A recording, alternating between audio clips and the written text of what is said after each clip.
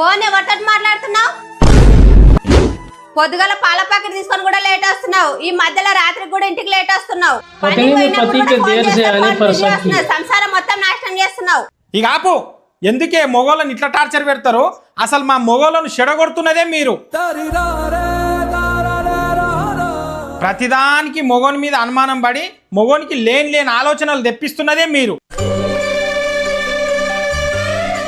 పనికి పోయిన దగ్గర టెన్షన్లు, అప్లోల టెన్షను, ఇల్లు ఎట్లా గడపాలని టెన్షను, పిల్లల టెన్షను, ఇవన్నీ కాదని మొగోడింటికి వస్తే అనుమానంతో మా రక్తం దాగే మీ ఆడోళ్ళ టెన్షను.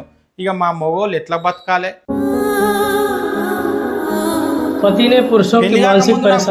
పిల్లలను చూస్తున్నాడేమో అని తల్లిదండ్రి టార్చరు, పెళ్ళి అయినాక నా మొగోడు యువతి నన్ను చూస్తున్నాడేమో అని పెళ్ళాం టార్చరు. మొగోనికి అక్కడ మనశ్శాంతి లేదు, ఇక్కడ మనశ్శాంతి లేదు. చాలా మంది మొగోళ్ళు ఈ అనుమానం టార్చర్తోనే మధ్యలోనే పైకి పోతున్నారు. మొగోనికి టార్చర్ పెట్టకుండా ఒక్క వారం రోజులు ప్రేమగా చూసుకొని చూడండి.